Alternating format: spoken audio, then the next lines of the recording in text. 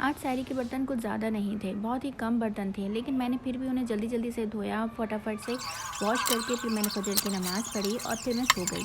और फिर मैं उठी तकरीबन 12 बजे, तो मैंने घर की सारी डस्टिंग वगैरह की और बर्तन सब जगह पर लगाए और फिर घर वालों ने फ़रमाइश कर दी, भई रात के खाने में वो भुना कीमा बना लेना।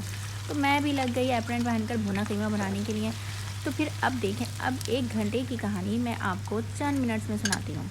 तो सबसे पहले मैंने तो ऑयल गरम किया और फिर प्याज को जल्दी से बारीक-बारीक काट कर मैंने तेल के अंदर डाल दी प्याज को, और फिर इसके साथ ही मैंने कुछ खड़े मसाले डाल दिए फटाफट। और फिर जब ये खड़े मसाले मैंने भून लिए, इसमें से कड़कड़ाहट सी आने लगी, तो मैंने इसमें फटाफट ज़ीरा डाल दिया। मैंने कहा कहीं प्याज ना जल जाए भाई।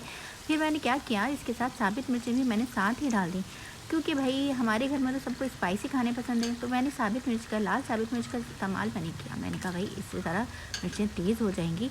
फिर मैंने साथ ही इसमें बीफ का कीमा डाल दिया, जो मैंने पहले से ही फ्रीज़र्स में निकाल कर रख दिया था, जिसकी बर्फ़ भी घुल गई थी। और फिर मैंने इसको प्याज के साथ जल्दी से भून लिया। और फिर मैंने यहाँ पर लहसुन अदरक का पेस्ट डाल दिया।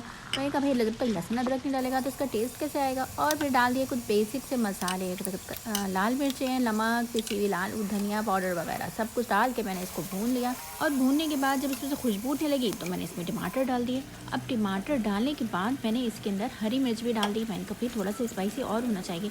फिर मैंने यहाँ पर पानी नहीं डाला, बल्कि स्लो फ्लेम कर मैंने इसको ढक कर रख दिया तकरीबन 20 मिनट के लिए।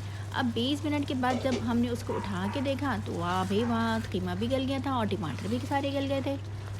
बस 2 मिनट तक और भुनाई करी और फिर मैंने डाल दिया ऊपर से हरा धनिया और कुछ और हरी मिर्चें, ताकि और स्पाइसी हो जाए। और फिर यह हमारा मज़ेदार सा भुना कीमा तैयार हो गया, जिसे देखकर घर वाले तो खुश हो गए और उन्होंने फिर पराठों की फरमाइश भी कर दी। उन्होंने कहा कि भाई कीमा बनाए तो पराठे तो होना लाजमी है। और फिर हम लग गए पराठे बनाने के लिए, लेकिन इफ्तार के बाद। तो ये थी आज की मेरी स्टोरी। तो मिलते हैं कल एक नई स्टोरी के साथ। उस वक्त तक के लिए इजाज़त, अल्लाह हाफ़िज़।